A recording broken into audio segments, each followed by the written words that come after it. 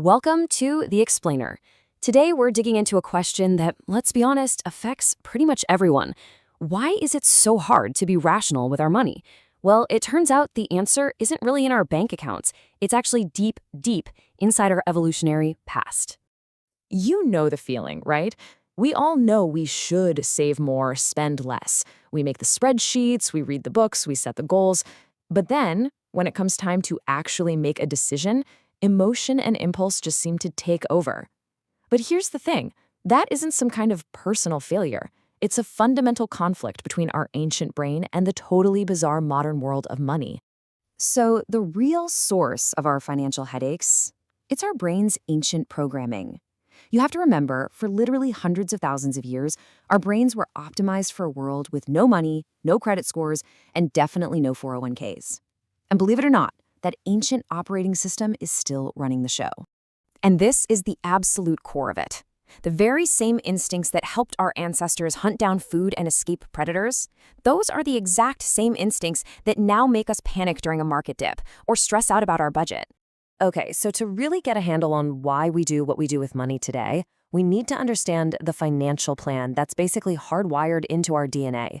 So let's take a quick trip way, way back to the world our brains were actually designed for. The one thing that defined our ancestors' world was resource scarcity. I mean, food, safety, you name it. It was all totally unpredictable. This kind of environment trained the human brain to have this laser focus on short-term survival. Getting a meal right now was just infinitely more important than planning for next year. And this is where you can really see the disconnect. Just look at this. On the left, you've got the brain's original job description. Stuff that's immediate, tangible, and all about the group. Now look at the right. Our modern financial goals are abstract, long-term, and logical. We are literally asking a brain built for the left column to perform perfectly in the world described on the right. It's a total mismatch. And that brings us to what researchers call an evolutionary mismatch. It's basically the head-on collision that happens when our ancient survival-first instincts slam into the complex, abstract world of modern finance. First up, let's talk about a big one, a major player in our financial anxiety, loss aversion. Think about it from our ancestors' perspective. Losing a day's worth of food could be a life or death situation. Gaining an extra day's worth, that was nice, sure, but not nearly as critical as not starving. That powerful instinct is still with us. And this quote just nails it. It's exactly why seeing your investment account drop by $1,000 feels viscerally, horribly painful, while seeing it go up by $1,000 just feels kinda good. That intense fear of loss can push us to sell when prices are low and buy when they're high, the exact opposite of a smart investment strategy. All right, next up is an instinct that is all about fitting in with the tribe. For our ancestors, social status wasn't about ego or showing off. No, it meant better access to food, to resources, to protection. It was a survival mechanism. So we are deeply hardwired to constantly check where we stand compared to everyone else. I mean, this is the ancient root of keeping up with the Joneses. It's why when we see a friend with a brand new car or a bigger house, our brain's little social status calculator starts whirring. It creates this pressure to spend money in ways that have absolutely nothing to do with our own financial goals, and everything to do with that deep, primal need to belong. And it doesn't stop there. Our brains have all these other little mental glitches when it comes to money. You've got anchoring bias. That's why the first price you see for a car kind of sets your expectation for what it should cost. Then there's the scarcity heuristic, that panicky feeling that makes you overspend when you feel pressured. And, of course, social proof, that powerful urge to buy something just because you see it's a bestseller and, well, everyone else seems to want it.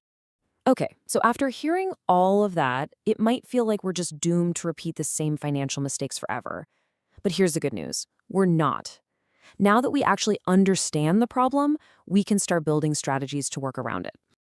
Honestly, the single most powerful tool you have at your disposal is just awareness. Simply knowing that these deep-seated instincts exist gives you a superpower.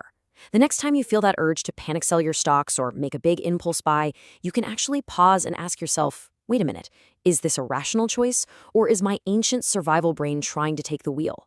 That one moment of awareness can change everything. So here are 6 practical strategies that are really designed to work with your ancient brain, not against it. Think of these as little software patches for our evolutionary programming. For instance, building an emergency fund. That directly calms your brain's deep-seated fear of scarcity. It short-circuits that panic response. Tracking your spending? That makes money, which is an abstract concept, feel tangible and immediate, which is something your brain loves. And making a budget that reflects your values? That's about giving your brain a clear, modern mission to focus on, instead of just the ancient one of survive. Each of these isn't just a tip. It's a tool for managing your own psychology. So ultimately, what this all comes down to is a really powerful shift in perspective. Managing your money effectively isn't about having superhuman willpower. It's about creating clever systems that account for your brain's ancient wiring. It's about understanding the real reasons behind your habits and maybe being a little kinder to yourself in the process. So by understanding the why behind your financial behaviors, you're now in a much better position to make conscious, deliberate choices. You can start to separate what you truly want for your long-term future from the short-term panic of a brain that's just trying to help, even if it's a few thousand years out of date. The real power isn't in fighting your brain, it's in understanding.